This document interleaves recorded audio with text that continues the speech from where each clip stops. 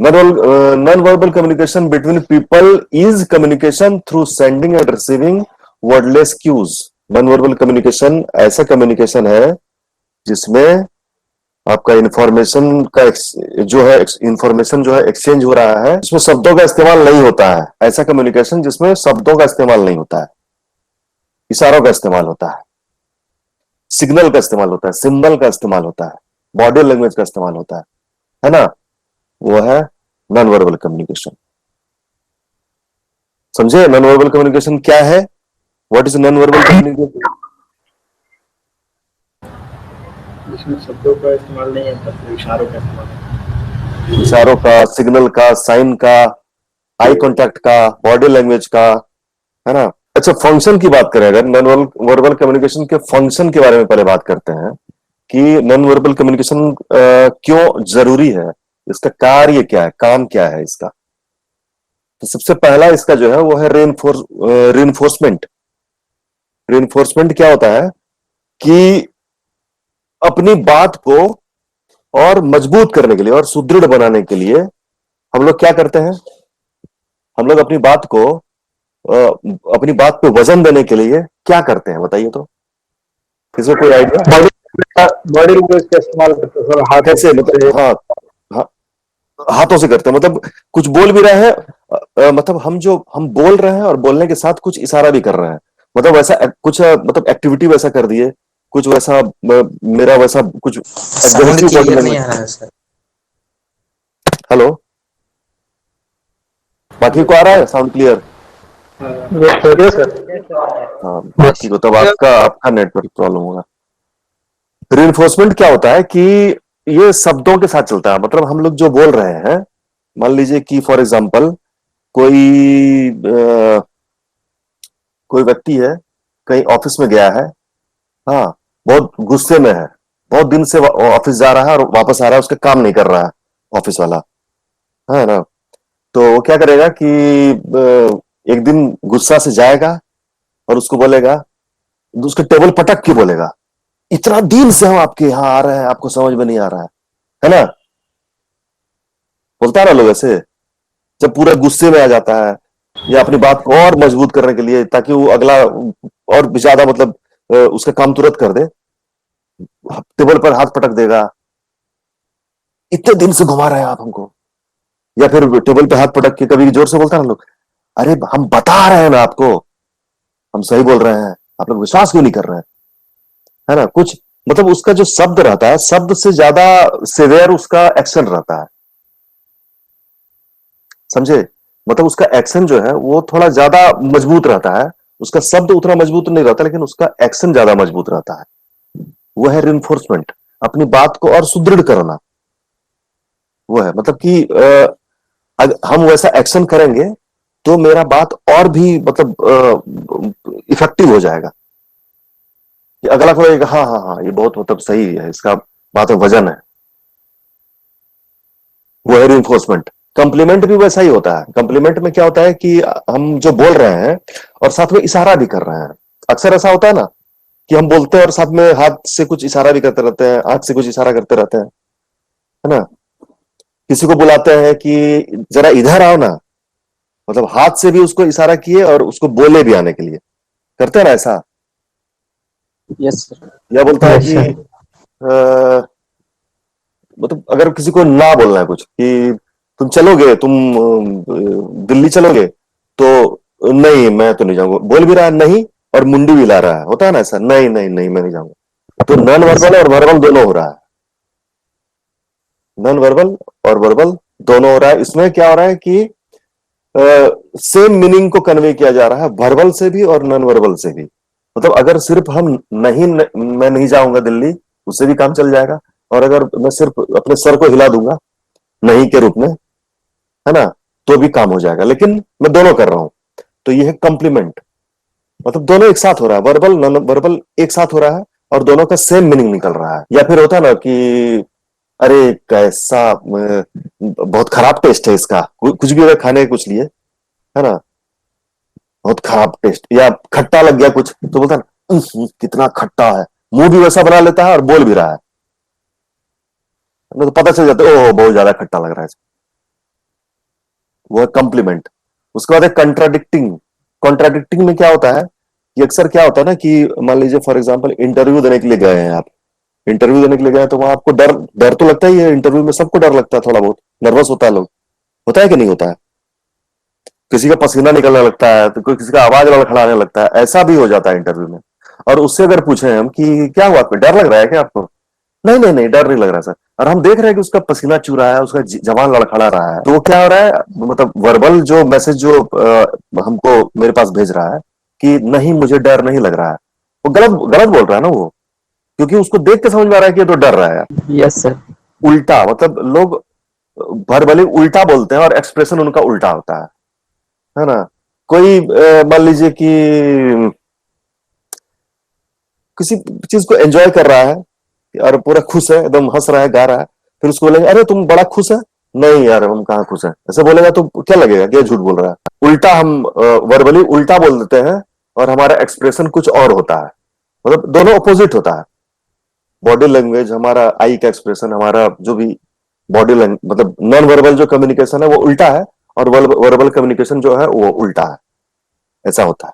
एक होता है रिप्लेसमेंट। रिप्लेसमेंट में क्या होता है कि एक नॉन वर्बल मैसेज जो होता है वो वर्बल मैसेज को रिप्लेस कर देता है। जैसे कि कॉम्प्लीमेंट में क्या हो रहा था कि पूछ रहे हैं कि यार तुम दिल्ली जाओगे, तो मैं ये बोल रहा हूं हाँ भी बोल रहा हूं, अपना सर भी हिला रहा हूं, हाँ मैं जाऊंगा। लेकिन रिप्लेसमेंट में क्या होगा कि वर्बली कुछ नहीं बोलेंगे, सिर्फ सर हिला देंगे। ठीक है, क्रिकेट खेलने चलोगे, सर हिला दिए, मतलब हाँ, समझ गया अगला कि अच्छा हाँ, तो मुंह से नहीं बोला, उसने रिप्लेस कर दिया अपना वर्बल कम्युनिकेशन को, नॉन वर्बल कम्युनिकेशन से रिप्लेस कर दिया। रीइंफोर्समेंट में क्या हो गया ओम प्रकाश? रीइंफोर्समेंट में सर इसमें फोर्स किसी भी चीज में वर्बल से ज्यादा हम नॉन वर्बल का इस्तेमाल करते हैं, मतलब हाँ, और अपनी बात फोर्सफुली। को, हाँ और अपनी बात को और मजबूत कर देते हैं। कॉम्प्लीमेंट क्या यस हो सर। गया? कम्प्लीमेंट में हम भी बोल रहे हैं और अपना एक्सप्रेशन भी उसके साथ दे रहे हाँ हैं। मतलब तो हम जो बोल रहे सर हैं, हम जो बोल उसके रहे हैं साथ उसी से मिलता जुलता हम नॉन वर्बल भी यूज कर रहे हैं, एक्सप्रेशन भी उसी से मिलता जुलता दे रहे हैं, उससे ज्यादा यस नहीं सर। उससे कम नहीं। रीइंफोर्समेंट में क्या था कि हम एक्सप्रेशन बहुत ज्यादा दे रहे हैं और वर्बली थोड़ा कम बोल रहे हैं और नॉन वर्बल एक्शन को ज्यादा कर रहे हैं। कॉम्प्लीमेंट में दोनों बराबर है, दोनों का रेशियो सेम है। कॉन्ट्राडिक्टिंग में क्या हो रहा है, उल्टा हो रहा है ना? Yes sir. मुझे डर लग रहा है, मुझे पसीने छूट रहे हैं, हाँ मैं कांप रहा हूं, लेकिन मैं बोल रहा हूं कि नहीं मुझे कुछ डर नहीं लग रहा है, मैं एंजॉय कर रहा हूं, तो ये उल्टा हो गया, कॉन्ट्राडिक्टिंग उल्टा हो गया। वर्बली कुछ यस और बोल रहा हूं और नॉन वर्बली कुछ और चल रहा है। रिप्लेसमेंट में क्या हो रहा है? रिप्लेसमेंट हो रहा है कि वर्बल जो मैसेज है उसको नॉन वर्बल मैसेज से रिप्लेस कर दे रहे हैं, मतलब कि मुंह से भी बोलते तो काम चल जाता, लेकिन मुंह से नहीं बोल रहे हैं, उसको इशारा कर दिए। मतलब किसी को बुलाने के लिए हाथ से इशारा करते हैं ना आने के लिए। Yes yes. कॉम्प्लीमेंट अगर हम उसको बोले कि, अगर बोले कि ओम प्रकाश इधर आइए, हाथ से भी इशारा कर रहे हैं और बोल भी रहे हैं, तो ये हो गया कॉम्प्लीमेंट। अगर हम बोले नहीं, सिर्फ आपको देख के इशारा कर दिए, तो हो गया रिप्लेसमेंट। यस वर्बल को नॉन वर्बल से रिप्लेस कर दिए, बस ये है। चार फंक्शन है, रिइंफोर्समेंट, कॉम्प्लीमेंट, कॉन्ट्राडिक्टिंग और रिप्लेसमेंट। अब नॉन वर्बल कम्युनिकेशन के प्रकार, types of non verbal communication, 5 प्रकार के होते हैं नॉन वर्बल। पहला क्या पढ़िए तो एक बार, कोई भी दूसरे, ओम प्रकाश को छोड़ के कोई और। Non-verbal communication is generally divided into 5 major classes. These hmm, are proxemics, hmm, spatial, hmm, second number kinesics, body language, third number हम्म,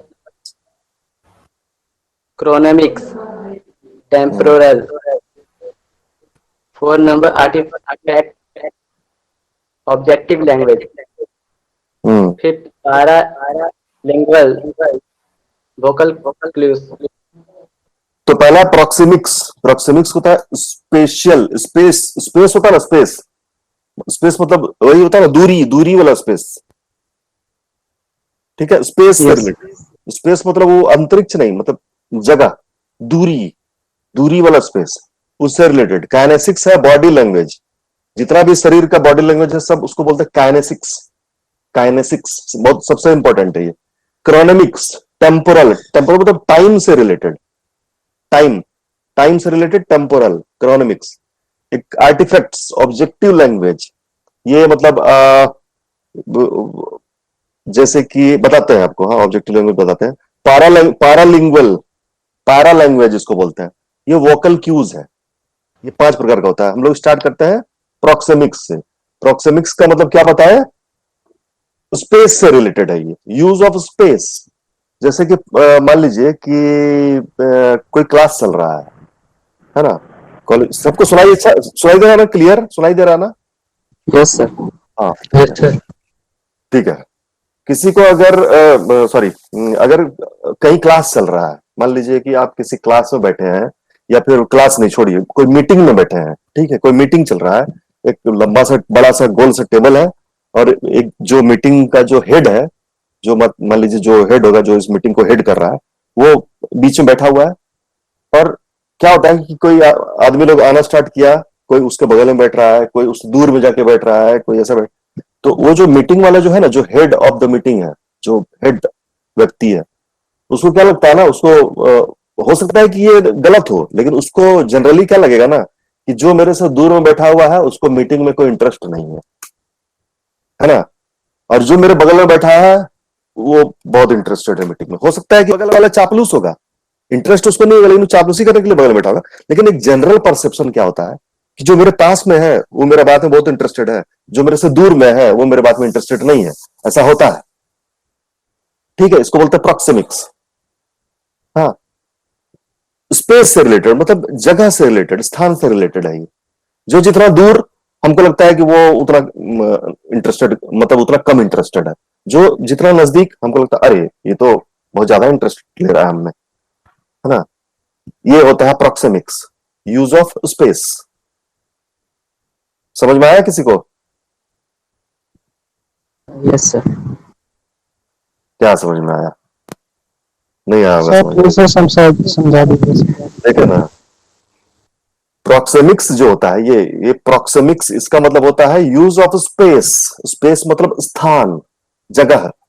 जैसे कि मान लीजिए कि कोई क्लास चल रहा है, एग्जाम्पल के लिए कोई क्लास चल रहा है, बहुत बड़ा सा क्लास है, एक 150 स्टूडेंट के बैठने का क्लास है। हाँ, और हम वहां टीचर हैं। हम पहले हम ही घुस गए वहां पर, क्लास में हम घुसे हुए हैं। उसके बाद स्टूडेंट लोग आना स्टार्ट किया है। तो कुछ स्टूडेंट आया और मेरे जस्ट सामने वाले डेस्क पे बैठ गया, कोई स्टूडेंट आया और एकदम पीछे वाले में बैठा, लास्ट बेंच पे। तो हमको जनरली, मेरा एक जनरल परसेप्शन लोग का क्या होता है, जैसे हम क्या सोचेंगे, हम ये सोचेंगे कि जो मेरे सामने बैठा है, एकदम सामने के जो डेस्क पे बैठा हुआ है, वो पढ़ाई में बहुत इंटरेस्ट ले रहा है, और जो एकदम लास्ट में बैठा है उसको पढ़ाई में इंटरेस्ट नहीं है, वो जबरदस्ती बैठा हुआ है। ठीक है, यही है प्रॉक्सिमिक्स। ठीक है, वो हमको नहीं बोल रहा है कि हम सर आपका पढ़ाई में हमको इंटरेस्ट नहीं है, लेकिन हमको उसको देख के समझ में आ गया कि अच्छा दूर में बैठ रहा है, यानी कि पढ़ाई में इंटरेस्ट नहीं है सर। ठीक है, समझे? ये है, यस सर। ये है स्पेस से रिलेटेड, स्थान से रिलेटेड। जो हमसे जितना नजदीक, उतना हमको लगता है कि बहुत ज्यादा, मतलब मेरी बात को बहुत अच्छे से सुन रहा है, मेरे बात में बहुत इंटरेस्टेड है, हाँ बहुत वैल्यू दे रहा है हमको। और जो ज्यादा दूर हो गया, वो जो बहुत दूर में बैठा हुआ हमसे, हमें लग रहा है कि ये तो जबरदस्ती यहाँ बैठा हुआ है, इसको कोई इंटरेस्ट नहीं है। ये एक कॉमन परसेप्शन है। हो सकता है कि वो कंफर्टेबल होता होगा पीछे। बहुत लास्ट बेंचर्स जो होते हैं कॉलेज में, जो लास्ट बेंचर इसको बोलते हैं, जो लास्ट बेंच में बैठते हैं, तो जरूरी नहीं है कि वो पढ़ाई में खराब हो। वो एक्चुअली जनरली क्या होता है कि वो हर क्षेत्र में बढ़िया होते हैं, जो लास्ट बेंच में बैठते हैं। पढ़ाई में बढ़िया होता है, स्पोर्ट्स में बढ़िया होते हैं, सब में बढ़िया होते हैं। मतलब मेरा खुद का देखा हुआ, मेरा खुद का एमबीए में देखा हुआ है। हम तो सेकंड थर्ड बेंच में बैठते थे, लेकिन जो लास्ट बेंच में बैठते थे, वैसे हम भी थे, स्पोर्ट्स वगैरह में हम भी थे, लेकिन वो लोग हर क्षेत्र में थे जो लास्ट बेंच में बैठते थे। लेकिन टीचर लोग को क्या लगता है, वो लास्ट बेंचर्स, पढ़ाई लिखाई कर लो यार, ऐसे बोलते थे टीचर लोग। मतलब पता है कि वो पढ़ाई लिखाई नहीं करेगा, इसलिए लास्ट बेंच में बैठा हुआ है। ठीक है, जनरल परसेप्शन होता है कि जो लास्ट बेंचर है वो पढ़ाई लिखाई नहीं कर रहा है। आप लोग भी सुने होंगे, लास्ट बेंचर करके बोलता है लोग। जो लास्ट बेंच में बैठा उसको लास्ट बेंचर बोलेगा लोग, और उसको बोलेगा कि पढ़ाई लिखाई से मतलब नहीं है लोग को। यही है प्रॉक्सिमिक्स, जो जितना दूर उतना कम इंटरेस्टेड। चलिए, उसके बाद काइनेसिक्स, यानी बॉडी लैंग्वेज। बॉडी लैंग्वेज क्या होता है? बॉडी लैंग्वेज क्या होता है? हमारा एक्सप्रेशन, हमारा फेशियल एक्सप्रेशन, हमारा पोस्चर, हमारा बॉडी का मूवमेंट, है ना? एम्बलम, एम्बलम मतलब होता है प्रतीक चिन्ह। प्रतीक होता है ना, भारत का प्रतीक चिन्ह हम लोग देखे हैं ना, कोई गाड़ी में अगर वो अशोक चक्र वाला प्रतीक चिन्ह लगा रहता है तो हम लोग क्या समझते हैं? सर एसपी होगा या फिर डीएम है ना, वगैरह। यस। सरकारी आदमी होगा। हम लोग तो पूछते नहीं है कि आप लोग क्या हैं, सरकारी है, हम लोग नहीं पूछ रहे हैं, हम लोग समझ गए कि हाँ ये सरकारी गाड़ी है। हाँ, तो वो नॉन वर्बल कम्युनिकेशन हो गया, उसने बताया नहीं हमको लेकिन हमको पता चल गया। इलस्ट्रेशन, कोई चित्रण वगैरह किया हुआ कहीं पर, उससे भी समझ में आ जाता है। कुछ होता है ना, कुछ चित्र वगैरह बना हुआ होता है। फेशियल एक्सप्रेशन होता है, अब जो, और बाकी जेस्चर्स होता है। जेस्चर्स यानी कि यही होता है आपका हाव भाव, बॉडी का मूवमेंट, पोस्चर, सब जेस्चर के अंदर ही आता है। फेशियल एक्सप्रेशन, एक होता है आई कांटेक्ट भी होता है। आई कांटेक्ट भी का भी बहुत इंपॉर्टेंट रोल होता है ना। जो एकदम सीधा आई कांटेक्ट करके बात कर रहा है तो हमको लगता है कि हाँ कॉन्फिडेंट है, जो बोल रहा है सही बोल रहा है। जो आंख चुरा चुरा के बोल रहा है, लग रहा है कि इसके मन में चोर है, कॉन्फिडेंस इसके अंदर थोड़ा कम है, ये होता है। एक होता है हैप्टिक्स, टच, मतलब टच करके बोलता है लोग, है ना। कोई बोलते बोलते नहीं, कुछ हाथ से टच कर देता है कोई किसी को, दोस्त लोग बैठे हैं तो कुछ टच कर देगा कुछ भी। हाँ, मतलब कि कोई कुछ बोल रहा है, जैसे कि एकदम हम बहुत सिंपल वाला एग्जांपल देते हैं। मान लीजिए कि कहीं कुछ चल रहा है या कुछ कोई स्पीच दे रहा है या कोई क्लास हो रहा है, तो कभी कभी क्या होता है ना कि सर लोग का बात हम लोग को अच्छा नहीं लगता है। हाँ, या हम लोग को सर लोग, कोई सर का किसी बात से हम लोग को हंसी आ जाता है, तो वो सर अगर वही वर्ड बोल दिए या वही बात बोल दिए तो हम दोस्त लोग एक दूसरे को ऐसे टच कर देते हैं, होता है ना, टच कर देते, देखा वही बोला, होता है ना। Yes sir. हाँ, यही होता है हैप्टिक्स, टच, मतलब हल्का सा छू दिए, अगला समझ गया कि ओ ये वो बोलना चाह रहा है हमको, तो फिर वो भी हंस दिया, अरे हाँ यार। हाँ, यही होता है हैप्टिक्स। तो बॉडी लैंग्वेज बहुत तरह का होता है, ठीक है।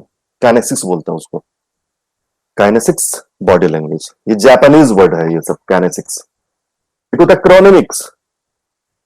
प्रोक्सेमिक्स जो था सबसे पहला, वो क्या था, यूज ऑफ स्पेस। वैसे ही क्रोनेमिक्स जो है वो है यूज ऑफ टाइम, टाइम का इस्तेमाल। अक्सर क्या होता है कि हमने क्लास लिया, क्लास में मान लीजिए कोई स्टूडेंट को खड़ा कर दिए कुछ पूछने के लिए।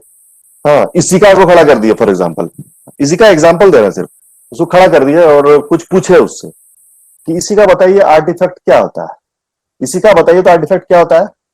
अक्सर क्या होता है ना कि कुछ भी अगर किसी से पूछिए ना तो वो थोड़ा टाइम ले लेता है। मान लीजिए वो सोचने लगा, टाइम ले लिया, तो हमने क्या समझा उससे, ये नहीं जानता है।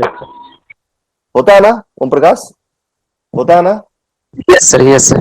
कि हमको लगा कि यार वो नहीं जान रहा है इसलिए थोड़ा टाइम ले रहा सर ये क्रोनेमिक्स में आएगा ना सर? है। हाँ, क्रोनिक्स में आएगा, ये मतलब आर्टिफैक्ट, हम एग्जाम्पल के लिए पूछ रहे थे उससे आर्टिफैक्ट। क्रोनमिक्स जो है वो है कि लोग टाइम का इस्तेमाल करते हुए कैसे कम्युनिकेट कर रहे हैं। मतलब जैसे ये एग्जांपल मैंने आपको दिया कि समय लिया उसने, मतलब जहां समय ले लिया तो समझ में आ गया कि अच्छा अगला नहीं जान रहा है ना। तो वो है क्रोनमिक्स, यूज ऑफ टाइम। उसके बाद आर्टिफैक्ट, आर्टिफैक्ट सबसे इंटरेस्टिंग चीज है। आर्टिफैक्ट, आर्टिफैक्ट क्या होता है, आर्टिफैक्ट होता है डिस्प्ले ऑफ मटेरियल थिंग्स।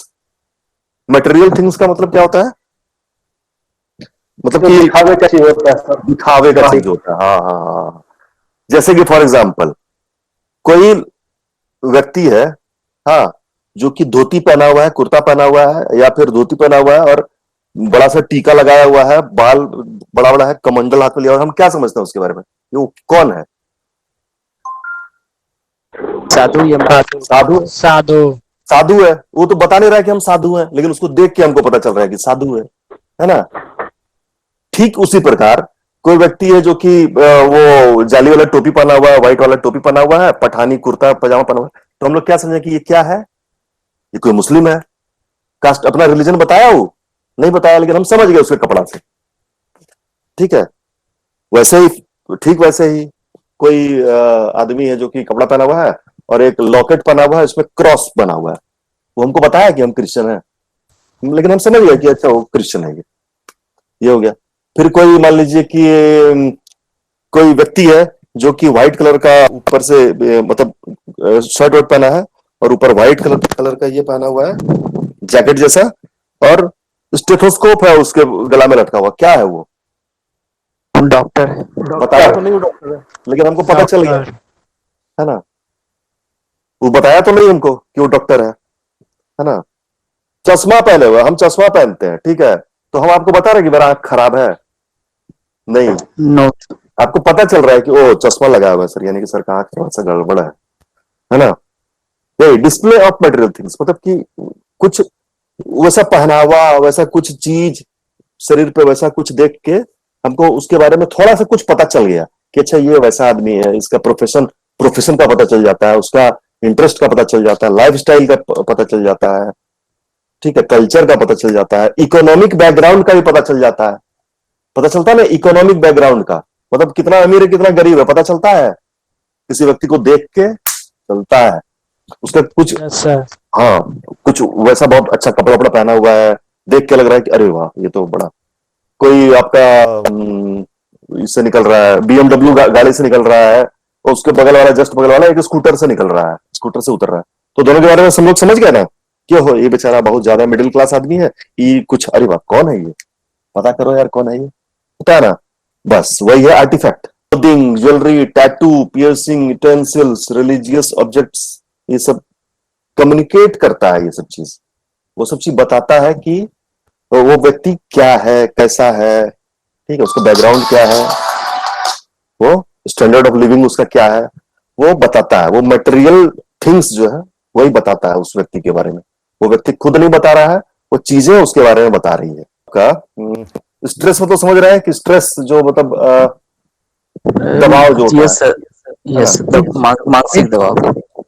नहीं, मानसिक दबाव नहीं हुआ, या तो वाणी से रिलेटेड हुआ, वोकल स्ट्रेस। हाँ, ओके मतलब सर। बोलने में, जो हम बोलने में कभी नहीं गले में स्ट्रेस देके बोलते हैं, थोड़ा दबाव देके बोल रहे हैं कुछ भी, है ना, ओ यस सर, हाँ, दबा वो है। करके थोड़ा। तो यहाँ जो भी चीज है ना, सब गले से रिलेटेड, सब वाणी से रिलेटेड सब है ना, वॉइस से रिलेटेड। यस। वॉइस से रिलेटेड है, तो उस वॉइस का स्ट्रेस जो देते हैं, दबाव देके बोल रहे हैं। पिच, पिच मतलब पिच भी वही हुआ कि मतलब जैसे कि हम बोल रहे हैं कि किसी का जैसे पतला अच्छे साउंड से, रहता है। मान लीजिए, हाँ नहीं जोर से बोल रहे हमारे, अच्छे से बोलो ना यार, तो पिच, थोड़ा सा पिच को हम पूरा दबाव देके बोलो ना अपना, ये करके उसको इफेक्ट कुछ ज्यादा कर दिए। साफ साफ बोलो ना यार, किसी को मान लीजिए जोर जोर से बोल रहे हैं चिल्ला के, तो पिच ऊपर नीचे हो रहा है। रेंज, रेंज तो समझ रहे हैं ना कि बोलने, रेंज क्या है, बोल वाणी का जो रेंज होता है, आई थिंक यानी टाइम कितना ले पा रहा है वो, रेंज कितना रेंज, देर तक एक के वर्ड को खींच रहा है। हाँ हाँ वो भी है, वो भी हो सकता है, हाँ वो भी हो सकता है। जैसे कि फॉर एग्जाम्पल कुछ बताइए। और जैसे तुम उधर ही, मतलब जैसे किसी वर्ड को तान के खींच के बोलना सर, ज्यादा हाँ जोर हाँ दे करके या फिर ज्यादा टाइम लेकर के। हाँ हाँ हाँ, वही है। फिर रिदम, रिदम तो समझ रहे हैं, बोलने का आदमी का एक रिदम में बोल रहा है आदमी कुछ, rhythm, yes, yes. Rhythm, rhythm टूट जा रहा है यार, अरे क्यों डिस्टर्ब कर रहा है, मेरा रिदम टूट गया बोलने में, होता है ना। कुछ आदमी बोल रहा है कुछ, मान लीजिए कि फॉर एग्जाम्पल चल रहा है कोई स्पीच, तो वो बोलते बोलते वो एक रिदम में बोल रहा है, पूरा बोलने का मतलब, जैसे संदीप मासूरी का सुनिए, संदीप मासूरी का सुने हैं मोटिवेशनल स्पीच, हाँ तो उसको सुनिए, उसका एकदम मतलब रिदम में बोलते जाता है एकदम। अब कोई भी हो, कोई भी स्पीच में, अगर अब मान लीजिए कहीं क्लास भी हो रहा है, कुछ भी हो रहा है, अब बोल रहा है, उसका रिदम अचानक से अगर आप कुछ टोक देंगे तो उसका रिदम टूट जाएगा, है ना। फिर उसके बाद उसको फिर मतलब थोड़ा टाइम लग जाएगा फिर एडजस्ट करने में, ये होता है। फिर एक इंटेंसिटी होता है, इंटेंसिटी यानी कि इंटेंस यानी तीव्रता। तीव्रता, प्रभाव, ज्यादा प्रभावशाली जो भी हो, है ना। आर्टिकुलेशन होता है एक, आर्टिकुलेशन क्या होता है? आर्टिकुलेशन होता है स्पष्ट उच्चारण, आर्टिकुलेशन स्पष्ट उच्चारण को कहते हैं। स्पष्ट स्पष्ट बोलना चाहिए ना, तो स्पष्ट बोलेंगे तभी तो समझ में आएगा, लोग को क्लियर होगा बात, मतलब एक्सप्रेस करके हम आपको बता देंगे, उसके लिए एग्जैक्ट मीनिंग जो है वो जरा सा हमको किसी किसी चीज का देखना पड़ जाता है। हाँ, टेम्पो जो हो गया ना, इसको अगर हिंदी टेम्पो में मतलब सब गुस्से में मतलब कोई शब्द बोला जाता है उसी को कहा नहीं जाता नहीं नहीं नहीं नहीं नहीं, देखिए बता रहा है इसमें गति, गति बता रहा है, गति। तो वही स्पीड, कितना स्पीड में हम बोल रहे हैं, स्पीड पर भी डिपेंड करता है बहुत कुछ। मेरा स्पीड जो है नॉर्मल अगर नहीं है, हम बहुत ज्यादा स्पीड बोल रहे हैं, तो या तो आप नहीं समझेंगे, या बहुत ज्यादा अगर कम स्पीड है तो भी आप नहीं समझेंगे। आपको लगेगा कि यार क्या इतना धीरे धीरे बोल रहा है, या बहुत स्पीड से बोल के चले गए। हाँ, तो वो भी आपको समझ में नहीं आया। ठीक है, वो गति होता है, टेम्पो वो हो गया। वॉल्यूम तो समझ ही रहा है, वॉल्यूम आवाज, कितना तेज वॉल्यूम निकल रहा है या धीरे धीरे वॉल्यूम निकल रहा है ना। कुछ कुछ चीजें जो है बहुत धीरे धीरे बोलते हैं, क्लास में अगर समझ में नहीं आ रहा तो धीरे आपस में दोस्त लोग ही बोल लिया। रिसोनेंस को हिंदी में क्या बोलते हैं? रिसोनेंस को हिंदी में बोलते हैं वो जो गूंजता है ना, जो आवाज, आवाज का जो गुंजन होता है, गूंजता है ना जो आवाज, उसका गुंज शब्द की, उसको बोलते हैं रिसोनेंस। गूंजता है, हम लोग जो बोलते हैं गूंजता ही है ना, जो भी बोल रहे हैं गूंजता है, सर तो तभी तो सामने वाला समझता है, सुनता है। कर्मठ बोला है सर। क्या करना? SI है, SHY है वो, ये SIGH है। हाँ, वो SHY है, जो साई होता है ना, साई सरवाना, वो SHY होता है, शाय। शाय मतलब शर्मिला। और SIGHING हाँ सर, ये आह भरना सर, आहे आ भरना। बदलना। हो नहीं यार, ऐसे बोलता ना, अरे यार, ऐसे वही है साइन। यॉर्निंग मतलब तो हो गया आपका जम्हाई लेके बोलना, है ना। जम्हाई लेके बोलना, जम्हाई मतलब पता है ना क्या होता है? यस सर, हाफी। हाफ ही बोलते हैं हम लोग इधर। हाँ, हाफ ही ले रहा है तो कुछ रहा है, एकदम लग रहा है कि पूरा बोर हो रहा है, इसको समझ में नहीं आ रहा है कुछ हो, या तो नींद लग रहा है इसको, है ना। फिर ये आपका यलिंग क्राइंग। यलिंग और क्राइंग का मतलब क्या होता है? दोनों का मतलब लगभग सेम होता है। दर्द, दर्द में बोला हुआ सर, दर्द में क्या चीज? रोना, दर्द में, दर्द में अगर रो रहा है तो क्राइंग है। येलिंग मतलब उसी से मतलब क्राइंग दर्द गिड़गिड़ाना, गिड़गिड़ाना। नहीं, दोनों का मतलब चिल्लाना ही होता है, लेकिन वो दर्द का चिल्लाना नहीं होता। क्राई तो चिल्ला के हम लोग बोल रहे हैं। हाँ, डोंट क्राई, कोई भी चिल्लाता है बोलते हैं डोंट क्राई, चिल्लाओ नहीं तुम। हाँ, यलिंग भी होता है चिल्लाना, क्राइंग चिल्लाना ही होता है। ग्रंटिंग होता है एक, होता है ना, एक ये लिखा हुआ है ग्रंटिंग। ग्रंटिंग को कहते हैं घुरघुराना, कराहना। मतलब हाँ, घुरघुराना, असंतोष, असंतोष प्रकट करना, मतलब बड़बड़ाना होता होगा फिर तो, बड़बड़ाना भी होता होगा, कराहना है सर, है? कराहना है सर, कराहना, कराहना। दर्द में कराहता है ना लोग सर, जैसे दर्द में बहुत ही आ आ करता है, कराहना। बोलने में क्या बहुत लेकिन बस है, कराहना, चलिए ठीक है, कराहना कराहना, हो गया करा। सर। लाफिंग मतलब तो हंसना हो गया। और गिगलिंग मतलब क्या होता है, क्या हो गया? जिजियाना। Importance of communication in business. Communication का इंपॉर्टेंस क्या है बिजनेस के कंटेक्स्ट में? बिजनेस में कम्युनिकेशन का इंपॉर्टेंस क्या है? ये आपके सिलेबस पे नहीं है, लेकिन चूंकि ये पेज हमको इंपॉर्टेंट लग रहा है, इसलिए थोड़ा सा 15 पॉइंट है, डिस्कस कर लेते हम लोग एक बार, क्या? Yes sir. Yes sir. तो पहला इंपॉर्टेंस ऑफ कम्युनिकेशन क्या है बिजनेस के पॉइंट ऑफ व्यू से अगर देखें तो पहला है effective operation of business activity. Business activity का प्रभावी ऑपरेशन, ऑपरेशन मतलब संचालन, ठीक है। दूसरा, basis of business planning. Business planning का ये बेस है। बिजनेस प्लानिंग, अगर अच्छे से कम्युनिकेट नहीं कर रहे हैं तो बिजनेस का प्लान नहीं हो पाएगा। Help help in coordination.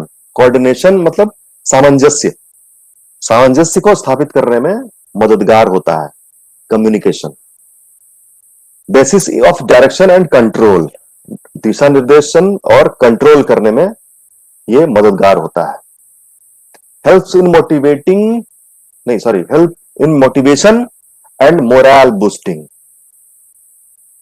Motivation क्या होता है? प्रेरणा। मोटिवेशन का मतलब होता है प्रेरणा।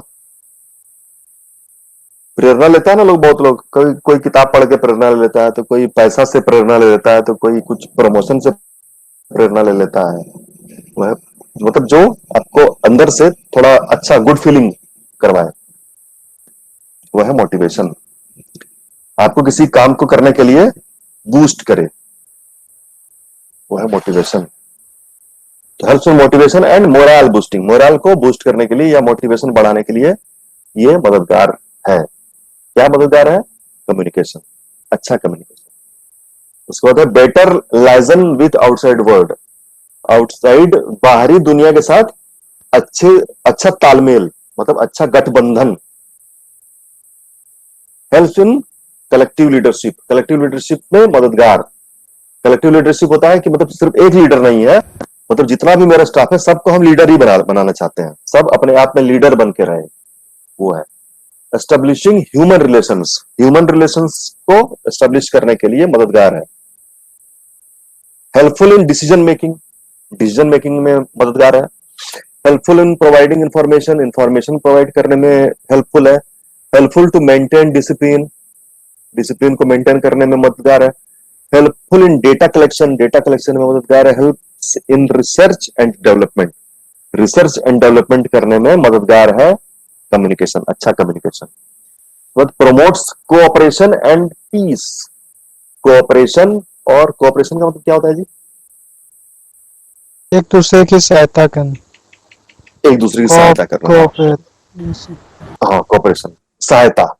हाँ, एक दूसरे की सहायता करना। एंड पीस, शांति के लिए, peace. Cooperation and peace. Organization में शांति का होना बहुत जरूरी है किसी बिजनेस में। उसके बाद इंक्रीजेस मैनेजरियल एफिशिएंसी। कोई भी मैनेजर जो है वहां पे, उसका एफिशिएंसी को इंक्रीज करने के लिए कम्युनिकेशन बहुत इंपॉर्टेंट है। ये सामने दिखा है, इसलिए आप लोग के साथ हम बात कर लिए। सर प्रमोट्स करना क्या होता है सर? मतलब promotes cooperation and peace. Promote करना मतलब वही होता है आपका कि उसको आगे बढ़ाना, मतलब कोऑपरेशन और पीस को प्रमोट करना, यानी कि उसको बहाल करना। बहुत सारे न्यूज वगैरह में भी आता है सर कि वो ये तो दूसरा प्रमोट करने प्रमोट, के लिए वो दूसरा प्रमोशन हो गया। वो तो हो गया आपका, मैंने जो जैसे अपने सामान को प्रमोट कर रहा है लोग, अपना प्रोडक्ट को प्रमोट कर रहा है लोग, प्रमोशन। मतलब प्रचार प्रसार करना है सर। प्रचार प्रसार, हाँ, प्रचार प्रसार। Yes yes. तो कैसे प्रमोट करता है? एडवर्टीजमेंट करके प्रमोट करता है ना? पब्लिक रिलेशन के साथ प्रमोट करता है, अपना प्रोडक्ट को प्रमोट करता है, प्रोडक्ट या सर्विस को प्रमोट कर रहा है, वही प्रसार कर रहा है, प्रचार प्रसार कर रहा है, तो लोगों को बता रहा है अपने प्रोडक्ट के बारे में, वो है प्रमोट। लेकिन यहां प्रमोट दूसरा कुछ हो गया, यहां भी वही हो गया, लेकिन यह है कि अपना ऑर्गेनाइजेशन के अंदर कोऑपरेशन, यानी वो एक दूसरे के साथ सहायता करने का जो फीलिंग है, और शांति, इसको बहाल करना, ये है कम्युनिकेशन का इंपॉर्टेंस। सर वो प्रमोट क्या होता है? जैसे कि एग्जाम वगैरह में, अगर सेमेस्टर में एग्जाम दो, प्रमोट है अगर रिजल्ट, वही ना आगे बढ़ा देता ना, वही तो आगे बढ़ा दिया, वो प्रमोट किया हुआ, यानी कि उसको आगे बढ़ा दिया। हाँ, भले एक सब्जेक्ट में क्रॉस हो गया, लेकिन फिर भी उसको आगे बढ़ा दिया, है ना? उसको रोक के तो नहीं रखा। नहीं। तो, हाँ, वही होता है प्रमोट, यानी कि आगे बढ़ाना, आगे बढ़ा देना।